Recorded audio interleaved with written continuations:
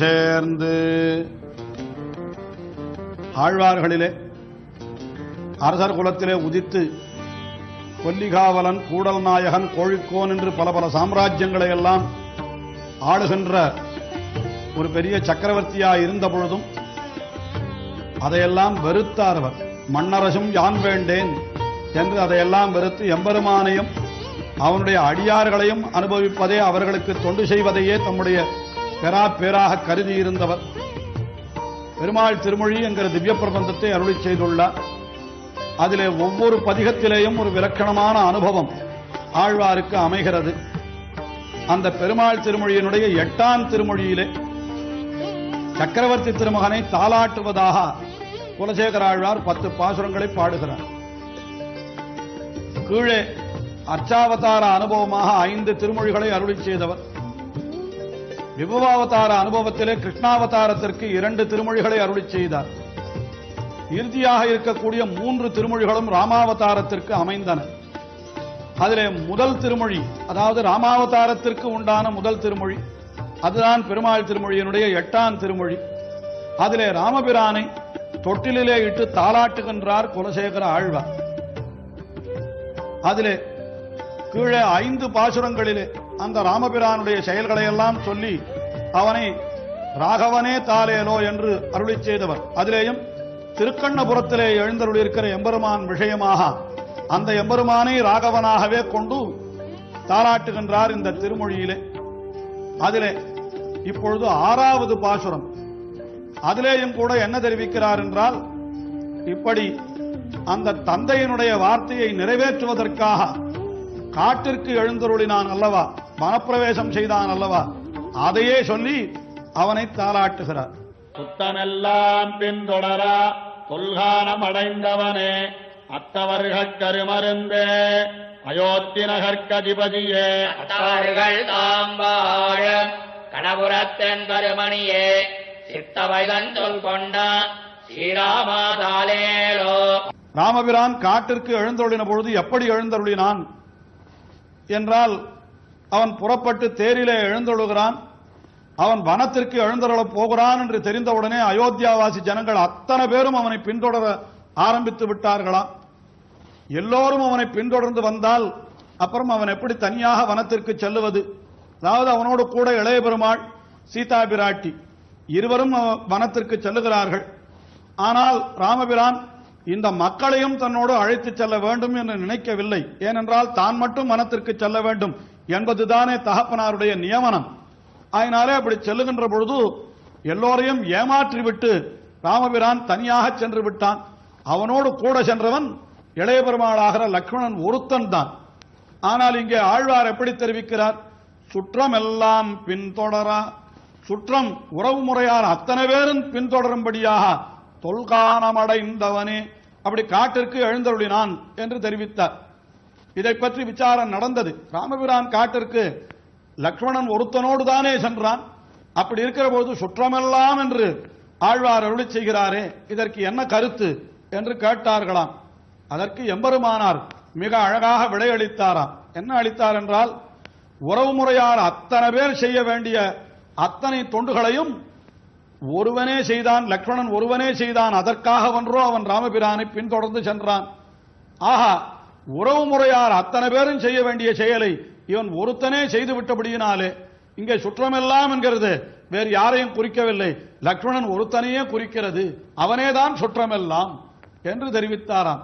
அப்படி லக்ஷ்மணன் பின்தொடர என்பதைத்தான் சுற்றமெல்லாம் பின்தொடர என்று ஆழ்வார் அருளி செய்தார் என்று கொள்ளலாம் என்று காட்டினாராம் எம்பெருமானார். அப்படி தொல்கானம் அடைந்தவனே, அற்றவர்கட்கு அருமருந்தே, எம்பெருமானே நீயே எங்களுக்கு கதி என்று அற்று தீர்ந்தவர்கள் யாரோ அவர்களுக்கு எம்பெருமான் தான் அருமருந்து, அவர்களுடைய துன்பத்தை எல்லாம் போக்குகிறான்.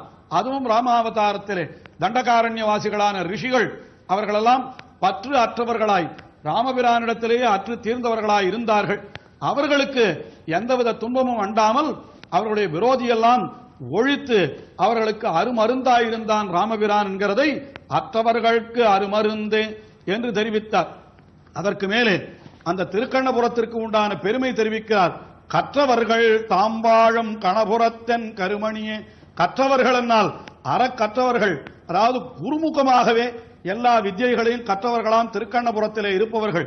வேறொரு இடத்திலே காட்டுகின்ற பொழுது பெரியவாச்சான் பிள்ளை வியாக்கியானத்திலே தெரிவிக்கிறார், தாங்களே எதையும் புத்தகத்தை பார்த்து தெரிந்து கொள்ளாமல் ஒரு ஆச்சாரியனிடத்திலே அடிபணிந்து அப்படி வித்யைகளை கற்பவர்கள் யாரோ அவர்கள்தான் கற்றவர்கள், கலைவளவர் தாம் வாழும் என்றும் எல்லாம் நிறைய மற்ற பாசுரங்களிலே கூட இது சொல்லப்பட்டிருக்கிறது. அப்படிப்பட்ட வித்வான்கள் நிறைய இருக்கக்கூடிய இடம் திருக்கண்ணபுரம் என்று சொல்லி, கற்றவர்கள் தாம் வாழும் கணபுரத்தென் கருமணியே சிற்றவதன் சொற்கொண்ட ஸ்ரீராமா. சிற்றவையினால் சிறு தாயார், அதாவது கைகேயி, அவள் சொன்ன சொல்லை கொண்டு அவன் வனத்திற்கு எழுந்தருளினான் அல்லவா. ஆகையினாலே சிற்றவையினுடைய சொற்கள் சொல்லையும் சிறமேற்கொண்டு அப்படி தொல்கானம் அடைந்தானே, அப்படிப்பட்ட ராகவனே தாலேலோ என்று இந்த 6வது பாசுரத்திலே தெரிவித்தவர். அதற்கு மேலே அடுத்தபடியாக 7வது பாசுரம்.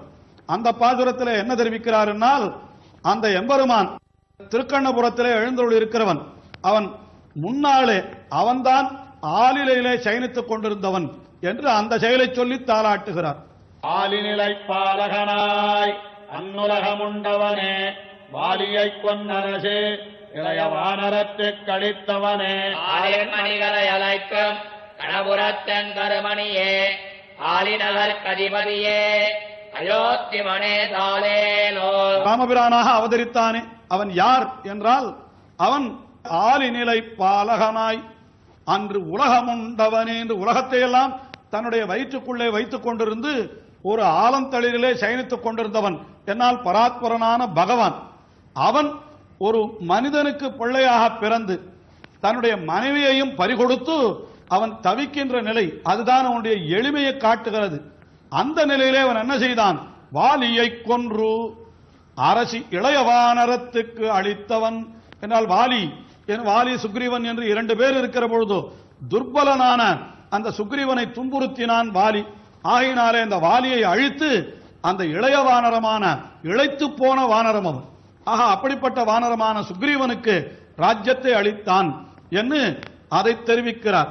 அதற்கு மேலே காலின் மணி கரை அலைக்கும் கணபுரத்தன் கருமணி. காலின் மணி என்னால் அங்கே கால்வாய்களிலே எல்லாம் மாணிக்க கற்கள் வந்து விழுகின்றனவா, அதையெல்லாம் கரையில கொண்டு வந்து சேர்க்கின்றவனாம்.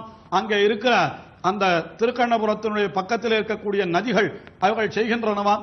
அப்படிப்பட்ட கணபுரத்தன் கருமணியே என்று அப்படிப்பட்டவன் அவன் யார் என்றால், ஆலிநகருக்கு அதிபதி. ஆலிநகர் என்னால் திருவாலி என்று ஒரு திவ்ய தேசம், அதாவது திருமங்கை ஆழ்வார் அவதரித்த அந்த பிராந்தத்தில் இருக்கக்கூடிய அந்த திவ்ய தேசம். அந்த திவ்ய தேசத்திற்குத்தான் திருவாலி என்று பெயர். அதற்கு இவன்தான் அதிபதி, அந்த பகவான் ஸ்ரீமன் நாராயணன். ஆகினாலே ஆலிநகருக்கு அதிபதியே என்று இப்படி அருளி செய்கிறார். ஆஹா, வேடிக்கையாக பெரியவாச்சான் பிள்ளை வியாக்கியானம் அருளி செய்கின்ற பொழுது ஒரு வாலியை கொன்றான், திருவாலிக்கு அதிபதியாய் இருந்தான் என்று மிகவும் ரசமாக வியாக்கியானமும் காட்டுகின்றார். ஆக வாலியை கொன்றான், ஆலிக்கு அதிபதியாக இருந்தான். அப்படிப்பட்ட ஆலிநகருக்கு அதிபதியே அயோத்திமனே, அயோத்திக்கு அரசனே தாலேலோ என்று இந்த பாசுரத்திலே அவனை தாளாட்டினவர். அடுத்தபடியாக ஒரு பாசுரத்திலே என்ன தெரிவிக்கிறார் என்றால், கடலை அடைத்து அணை கட்டினவன் அல்லவா என்று அந்த ராமபிரான் செய்த மற்றொரு செயலை சொல்லி அவனுக்கு தாளாட்டு பாடுகிறார். அலையதனால் அணை கட்டி மதிலிலங்கை அழித்தவனே அலைகடலை கடைந்து அமரத் தமுதருளிச் செய்தவனே கலைவளவர் தாம் வாழ கணபுரத்தன் கருமணியே சிறவளவா சேவகனே ஸ்ரீராமா தாலேலோ. ராமபிரான் செய்த செயல் மிகவும் அற்புதமான செயல். என்ன செயல்? மலையதனால் அணை கட்டி, மலையை எடுத்து அந்த சமுத்திரத்திலே போட்டு அதன் மூலம் அணை கட்டினான் என்றால், அவன் அதாவது சமுத்திரத்தை எப்படி தாண்டுவது என்று தவித்துக் கொண்டிருந்த பொழுது சமுத்திரராஜனிடத்திலே முதலிலே சரணாகதி பண்ணினான். அதற்கு பிறகு சமுத்திரரான அஞ்சி ஓடி வந்து ராமபிரானுடைய திருவடிகளிலே விழுந்து எத்தனை மலைகளை இட்டாலும் அது கடலிலே அமிழ்ந்து போகாமல் இருப்பதற்கு வரம் கொடுக்க அந்த வானரங்கள் எல்லாம் மலைகளை பெயர்த்து அந்த சமுத்திரத்திலே போட்டு அணை கட்டின வல்லவா. அதை தெரிவிக்கிறார். மலையதனால் அணை கட்டி மதில் இலங்கை அழித்தவனே. காட்டையே மதிலாக உடைய, மலைகளையே மதிலாக உடைய அந்த லங்கையை அழித்தவன் என்று அவனை தெரிவிக்கிறார். மலையதனால் அணை கட்டி மதில் இலங்கை அழித்தவனே, அலைகடலை கடைந்து அமரர்க்கு அமுதருளிச் செய்தவனே. இப்படியெல்லாம் செய்தவன் யார் என்றால், சமுத்திரத்தை கடைந்து அதிலிருந்து அமிர்தத்தை எடுத்து தேவர்களுக்கு கொடுத்தான். உண்மையாக சமுத்திரத்தை கடைந்தது எதற்காகனா, அங்கே ஒரு பிராட்டியை பெறுவதற்காக அண்ணல் செய்து அலைகடல் கடைந்து அவன் எதற்காக செய்தான் என்னால், அவன் அதனுள் விண்ணவர் அமுதுன அமுதில் வரும் பெண்ணமுதுண்டான் என்று சொல்லப்பட்டிருக்கிறது. அதே போல இங்கேயும் கூட ஒரு பெண்ணுக்காக அவன் கடலிலே அணை கட்டினான். அங்கே பெண்ணுக்காக கடலை கடைந்தான், இங்கே ராமாவதாரத்திலே பெண்ணுக்காக கடலிலே அணை கட்டினான். அப்படிப்பட்டவன் எழுந்துள்ளிருக்கிற இடம் திருக்கண்ணபுரம். அது எப்படி இருக்கிறது என்னால், கலைவல்லவர் தாம் வாழும் கலைகளிலே வல்லவர்கள், வேதம் முதலான சாஸ்திரங்களிலே வல்லவர்களான அந்தணர்கள் வாழும்படியான திருக்கண்ணபுரம். அந்த திருக்கண்ணபுரத்திலே எழுந்துள்ளிருக்கிற ராமபிரான் எப்படிப்பட்டவன், சிலைவலவா என்று கையிலே வில்லை எடுத்து அந்த வில்லை ஆண்டவன், சார்கம் என்னும் வில் ஆண்டான் என்கிறபடி அந்த வில்லை ஆளுகின்றவன், வில் வித்தையிலே வல்லவன் என்று சொல்லி சிலைவலவா சேவகனே, சேவகன் என்னால் வீரன் என்பது பொருள். ஆஹா, அந்த வில்லினாலேயே இத்தனை செயல்களையும் செய்தான் அல்லவா, தன்னுடைய பராக்கிரமத்தாலேயே அந்த வீரத்தையும் சொல்லி அப்படிப்பட்டவனுக்கு ஒரு தாலாட்டு பாடுகிறார் இந்த பாசுரத்திலே. இன்னும் அனுபவம் தொடர்கிறது, தொடர்ந்து அனுபவிப்போம். நகரமும்